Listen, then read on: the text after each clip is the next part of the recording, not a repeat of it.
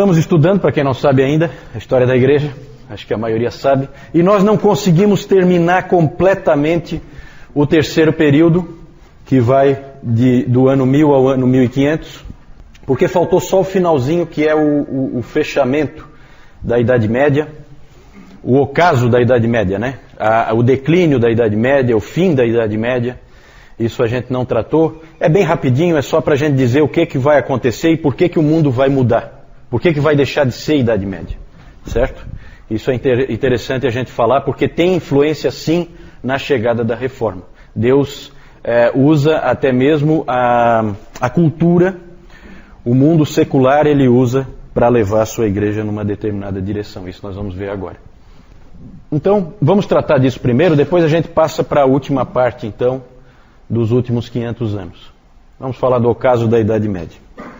Gente, a Idade Média é uma das coisas que talvez vocês tenham percebido, e que é uma coisa única sobre a Idade Média, isso nunca aconteceu, a não ser na Idade Média, é o que se chama de síntese da Idade Média. Síntese.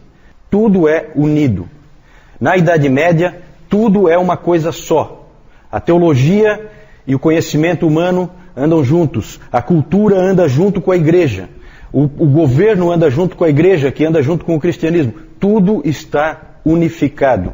Tudo em torno do cristianismo.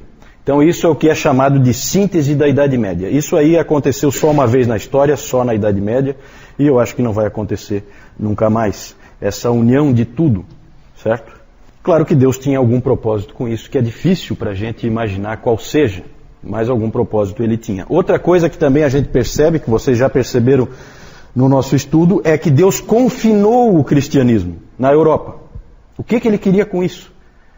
Certo? Ele fez o cristianismo nascer lá na Palestina, e aí ele confinou o cristianismo na Europa, fez surgir os muçulmanos, vocês lembram? As cruzadas tentaram libertar os muçulmanos, foram um fracasso, e acabou então ficando confinado na Europa o cristianismo. O resto do mundo não conhece o cristianismo nesse período que a gente está estudando.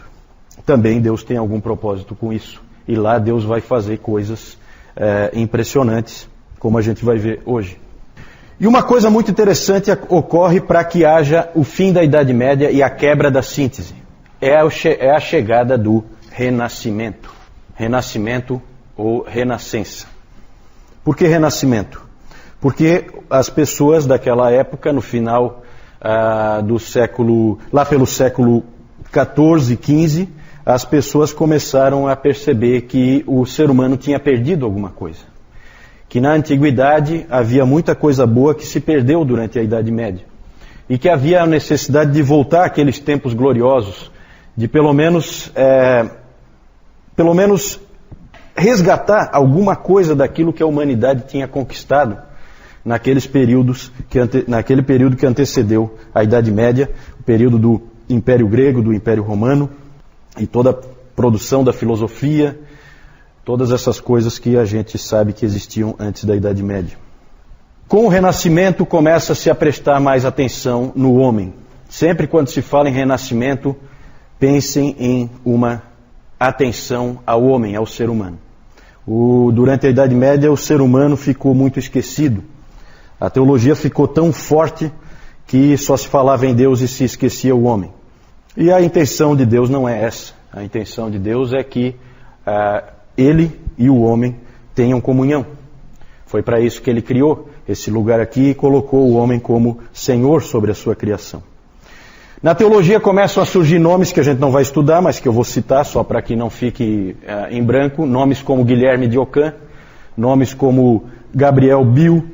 Esses homens, eles começaram a prestar mais atenção aos indivíduos, menos nas generalizações e mais nos indivíduos. A teologia escolástica sempre se preocupava muito com generalizações.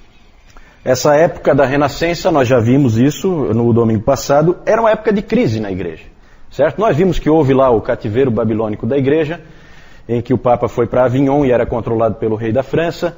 Nós vimos que chegou a ter 2 papas, nós vimos que chegou a ter 3 papas, nós vimos o baixo nível moral, teológico, o baixo nível em todos os sentidos do papado e de toda a estrutura da igreja. Então era um momento de igreja em crise, muitos absurdos acontecendo. se dizia que havia falha em reformar a cabeça e os membros. Então havia uma preocupação muito grande em reforma, porque a igreja estava totalmente destruída. É como uma casa caindo aos pedaços, que você vê que há necessidade de uma reforma, mas que às vezes está tão mal que você não sabe nem como fazer essa reforma. E era mais ou menos assim que a igreja estava. As pessoas sabiam que precisava de reforma na cabeça e nos membros, ou seja, no clero, na liderança e também nas pessoas que faziam parte da igreja. A vida diária era uma vida terrível. O século XIV é um século terrível. As pessoas viviam em meio a guerras, como a Guerra dos 100 Anos entre Inglaterra e França. Viviam em meio à peste, né? É a era das pestes, que vocês já devem ter visto em filmes. As pessoas morrendo. Na peste negra morreu metade da população da Europa. E o Stephen Osment, ele disse o seguinte: como nunca antes, nem mesmo durante o colapso do Império Romano, o povo ocidental andava pelo vale da sombra da morte.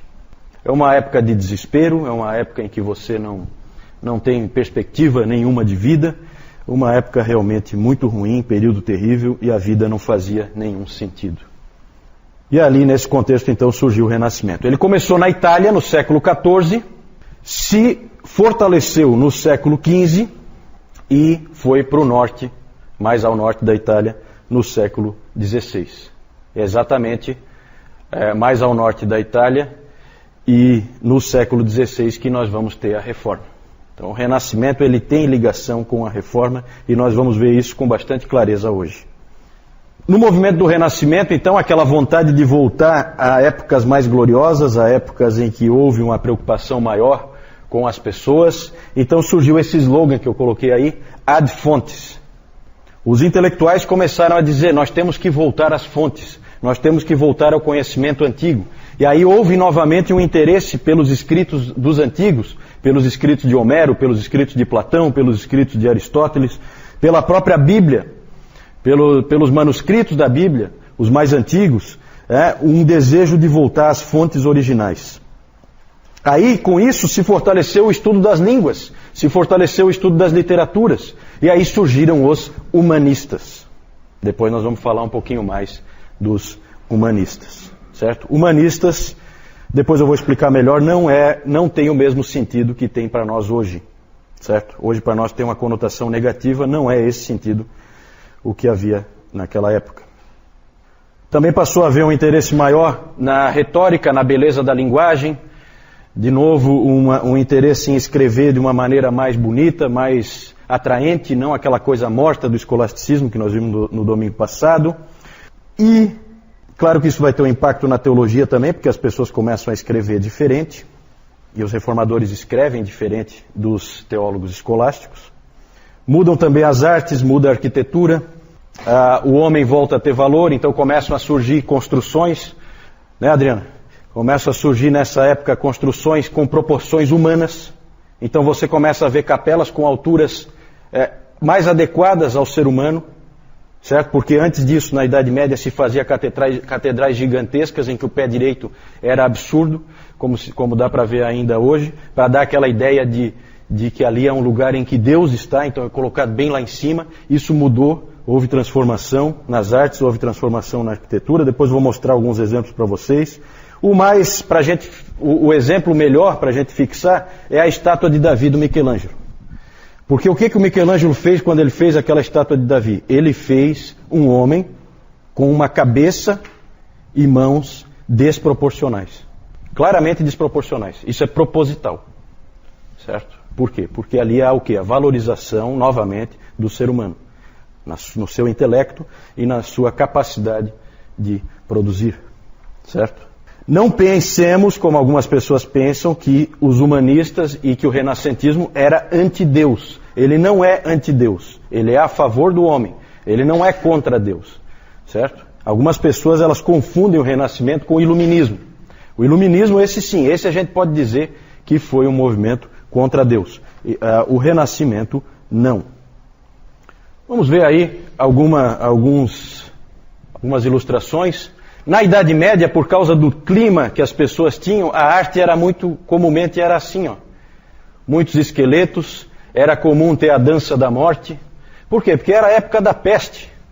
Ali uma foice, né, para ceifar vidas. Então só pela arte você já tem uma ideia de qual era o clima dessa época, antes de vir o Renascimento. Com o Renascimento muda bastante. Tenho aí, eu não entendo de arte, mas a gente conhece, né, algumas obras renascentistas. Ali em cima então o Michelangelo, né, uma figura dele aí.